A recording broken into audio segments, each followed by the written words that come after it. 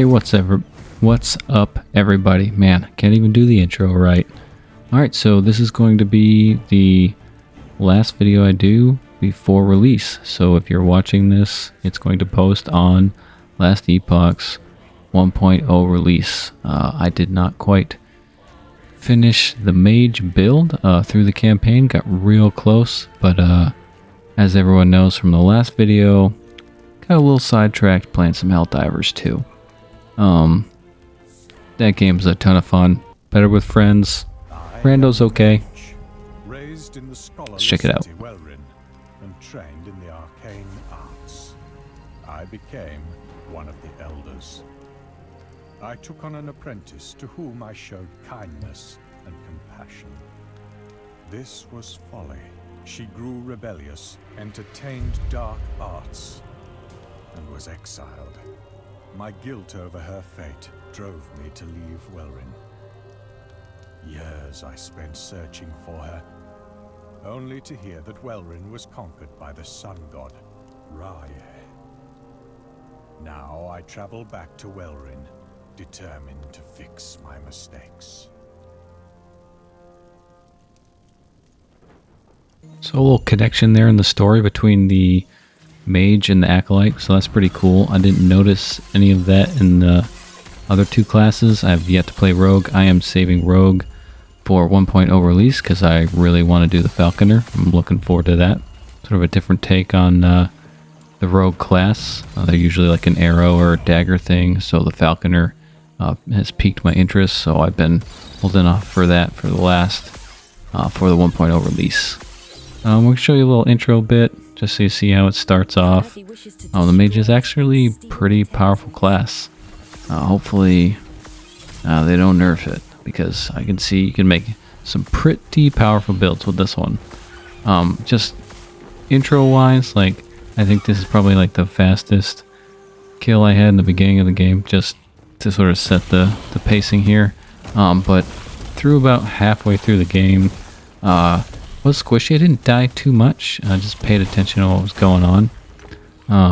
I would say out of all of the characters I've played, the Acolyte, the Void Knight, the Druid, and the Mage, I died the least with the Mage. I don't have an official count for that, but definitely because I'm able to kind of be at distance most of the time with a lot of the abilities, I can kind of avoid a lot of the fight, if you will.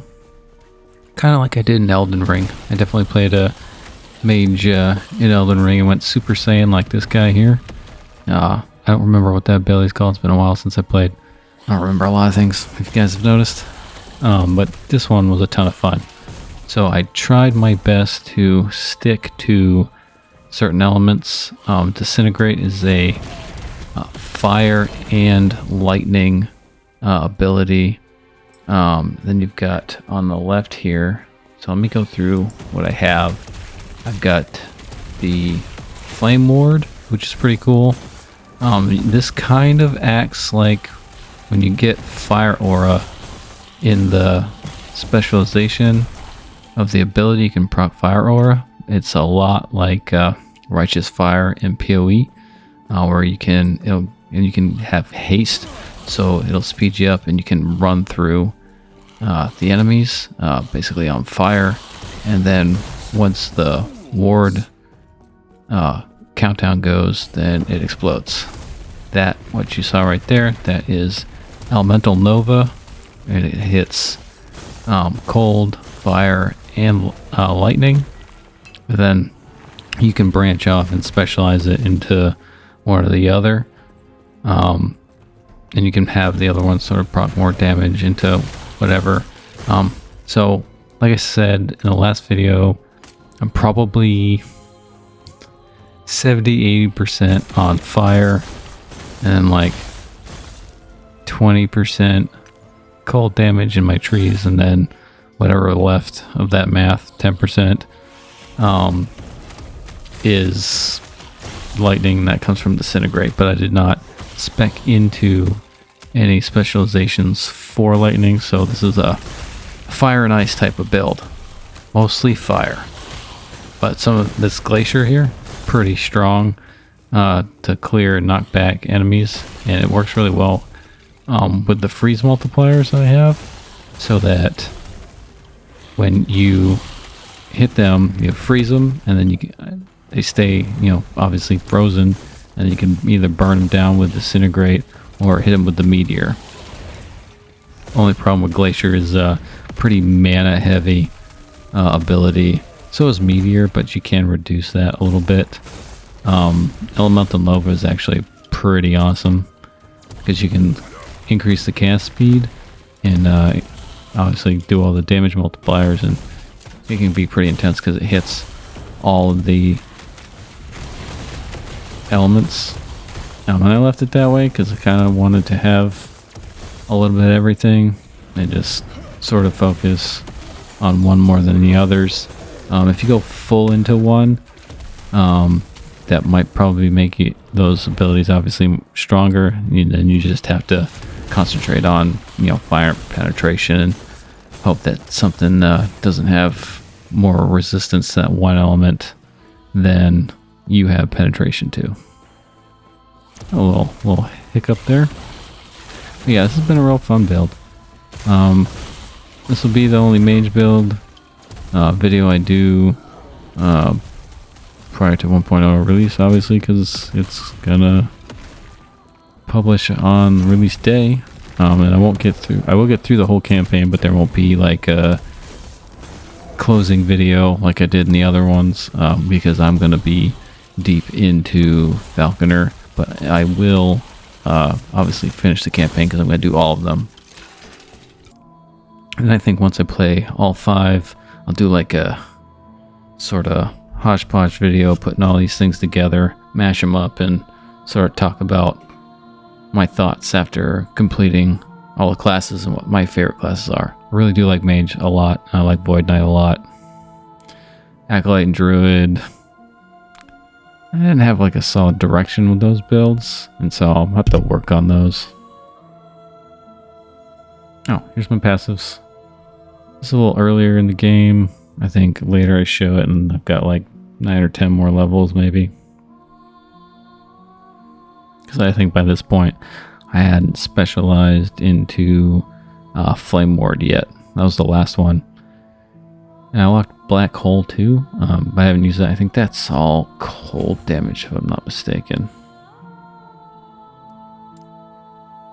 I'll probably try it out just to see what it does, but I won't specialize in it until this build, steers me wrong, as you can see. But that's Meteor going full in on the old flames there. This is a fun one. I like this one a lot. Oh, and Ward. To be fair, I don't know what that is. It's some sort of, I think it takes the damage before you get damage on your health. I could be wrong. Let me look up what Ward is. Why? Got you here. Save you a Google. What Ward is in last Epoch. We're doing this real time, guys. Let's see here. Ward. Let's look at it. Ward is one of the character stats, which is a temporary magical shield that protects your health pool. In combat calculations, it takes damage for health. Okay. It's a shield.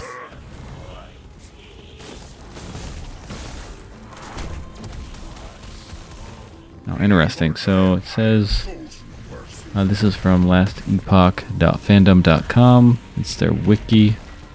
It says there's no maximum to how much ward you can have, but ward also disappears over time. Disappears faster the more you have. And they've got a little ward decay factor.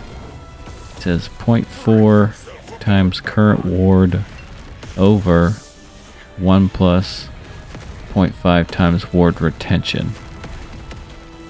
I love this stuff. I love when people put the actual factors in.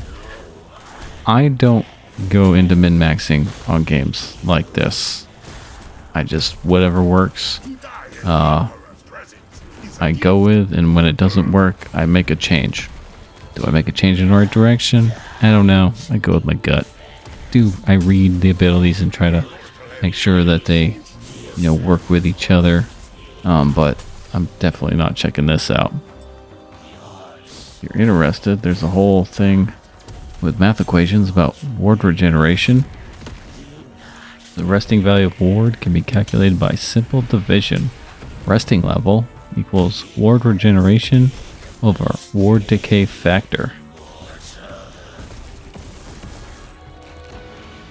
Alright, so some items provide ward regeneration, which increases the ward level passively. In effect, this raises the resting level of ward from 0 up to some higher value, with ward always moving towards the resting value.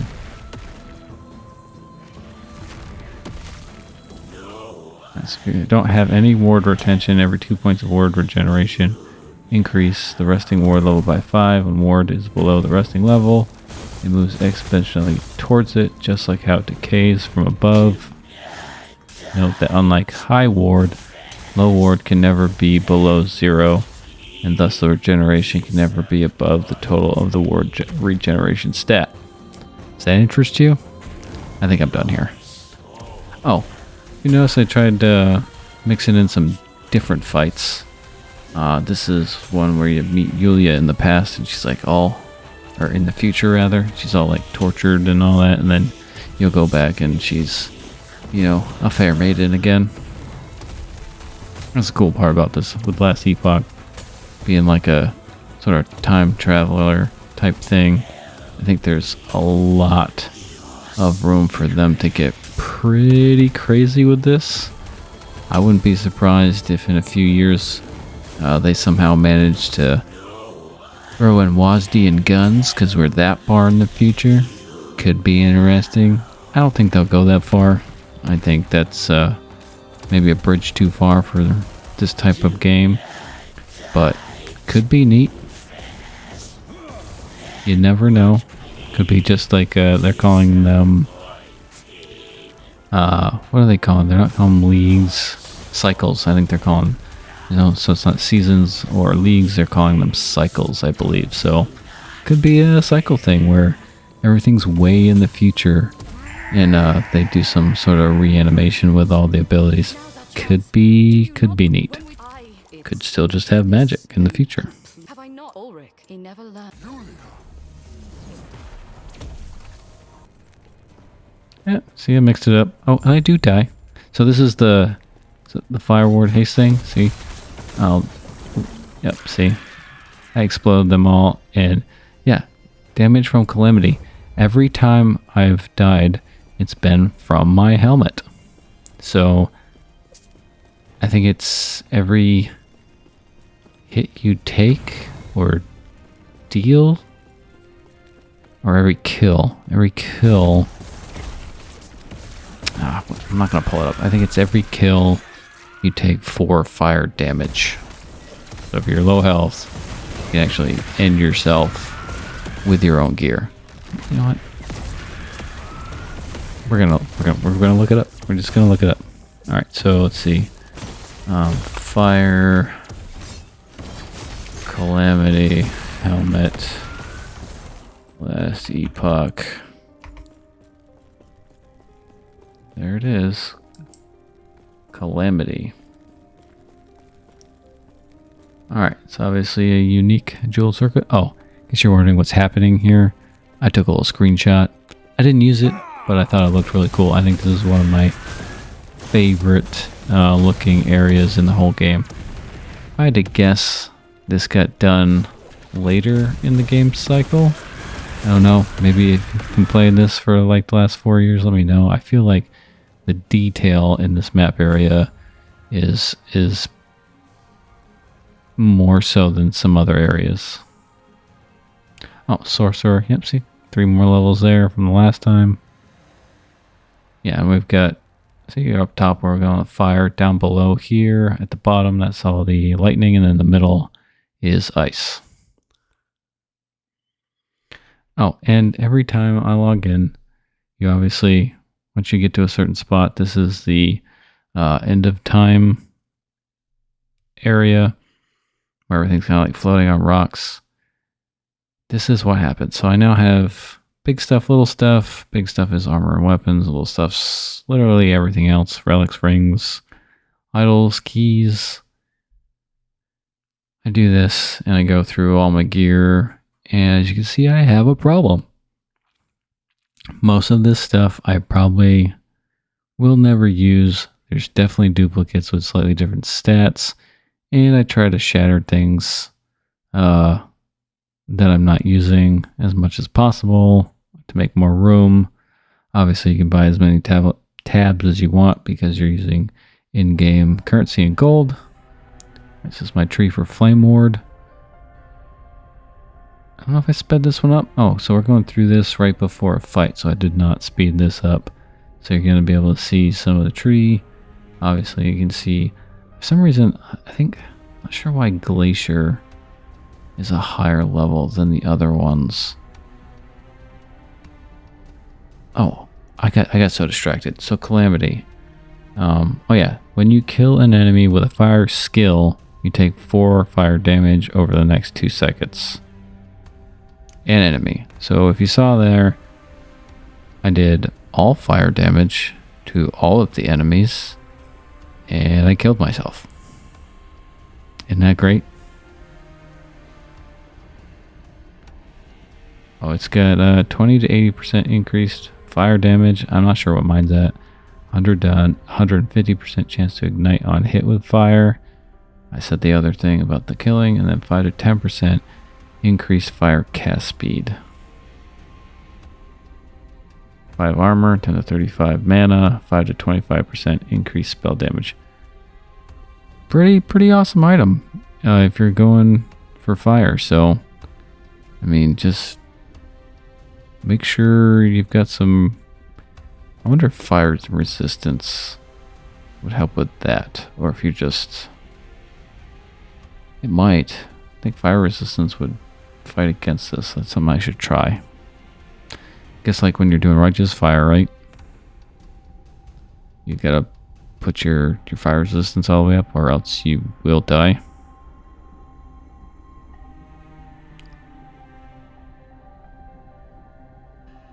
So you can. What's cool about a lot of these abilities that you have, like disintegrate in particular, if you are, since it's fire and lightning damage, you can turn all your lightning damage into fire damage, or you turn all your fire damage into lightning damage. Obviously, if you turn all of your lightning into fire damage, then your fire damage is multiplicative. If you don't do that, then all your modifiers are fire damage. You'll do decent damage, but you won't do as much if you concentrate fully on all fire for disintegration. I've been toying with it, but I kind of, like I said, have multiple elements. And then towards the end of the passive tree for the mage, there is a sun and moon, and then like fire and lightning breath. There's a dragon's breath and a dragon's spell or something. I don't remember, but one is increased damage to cold, fire, and lightning. The other one is chance to shock, ignite, freeze. And then at the end of those two,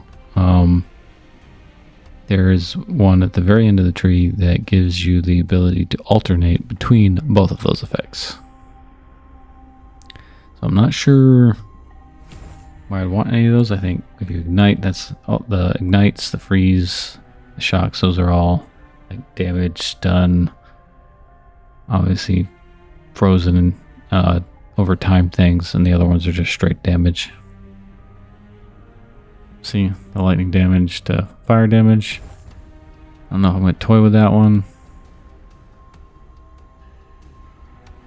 but awesome thing about this game is if you don't like something, you can spec out a 1 point and get it back, or you can respec the entire thing. Pretty cool.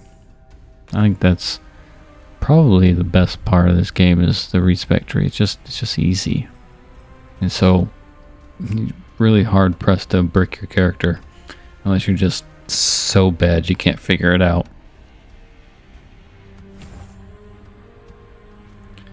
Meteor's a good one.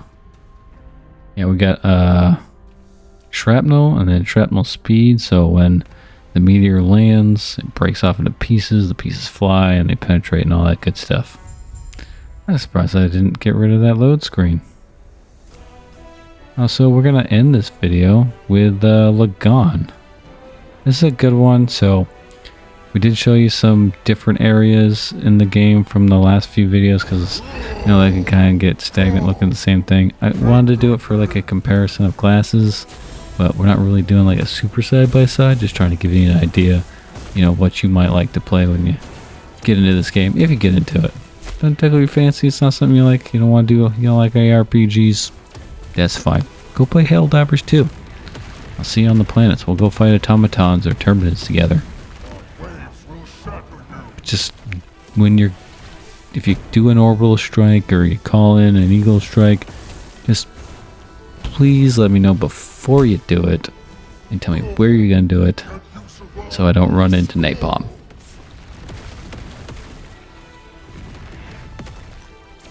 So I believe, if I'm not mistaken, of the 4 characters I've played, the Acolyte, the Void Knight, the Druid, and now with the Mage is the only character that I've gotten through this fight with without dying whatsoever. Die with the Druid? Definitely died with the Acolyte many times. That was rough. The Void Knight went much faster. I don't think I died with the Druid. It just took a long time. This one went faster, believe it or not. I'm looking at the timeline. I think it took me like 8 minutes to get through, 8-9 minutes to get through the fight on the with the Druid, and with this guy it's like 5 minutes. And then if you don't know, a lot of people skip this fight. It's like probably the biggest fight in the game, I'd say, as far as like time-wise goes. It takes the longest, even more than the Majasa, who's like the last boss in the campaign currently, before you get to endgame. This is definitely a long fight, but if you go, what key, there's a, do some more, it's like a treasure key or something, but you go through a dungeon and you can skip this area entirely and go to the part where you start fighting Majasa. So let me see here. Skip Lagon. Just want to give you guys that information in case you're like one of those like speed runners and you're just trying to get to the end game. And ending the storm. Hold on. I always always skip it.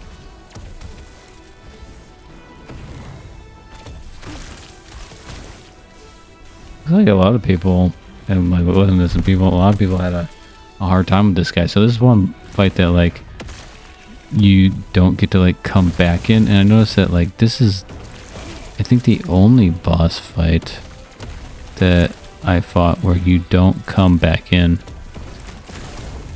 and just pick up where you left off.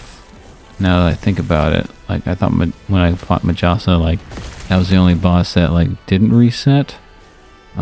But Lagon's actually the only one that didn't reset.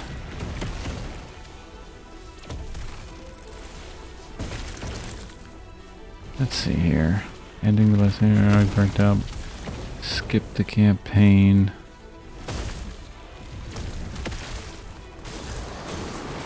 Yes, alright, so if you go, I'm just going to click on this.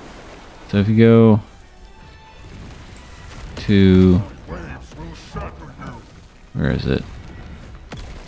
Yeah, it's going to be planets or means. Okay. So, yeah, if you get, like, there's a key, blessing key, something or other, something blessing. and you go to that dungeon, you can get through that and just skip it.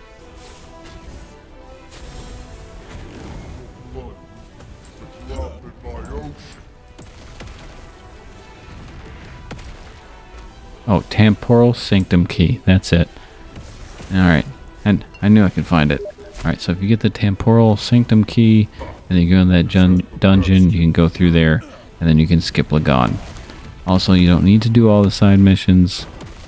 So, like I said, I think it takes me down to like less than 15 hours to do every single mission, side quest, main quest, side quest, if you do them all. But if you target farm, what you need to get through the campaign, you need to get the 15 skill points and the 8 idle points to unlock all the things you need from the campaign. So if a quest does not have those things, you don't have to do it. You miss out on some gold and some XP. But you can get that just by running around killing stuff. So you're gonna miss some bonus XP, but it's not really like a significant amount. And then in order to skip Lagon, you get the Temporal Sanctum Key in the Ruined Coast. And then you can skip past this. So just a little tidbit. Longest fight, as you can see in the game.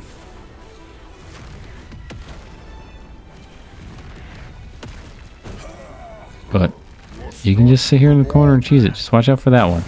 See, that almost got me. Just gotta be careful. So what would be helpful with that is a little more movement speed, being awake, paying attention, or the mage has a teleport ability. I tried it, didn't find it super useful.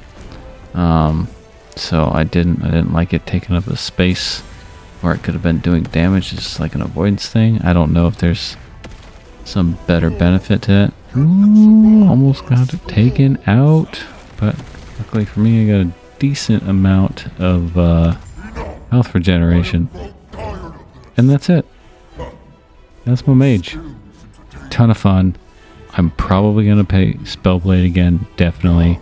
Acolyte, I'm definitely gonna play Warlock. Void Knight, I think I'm gonna keep Void Knight. I like that one. I probably won't pay Paladin or the other guy.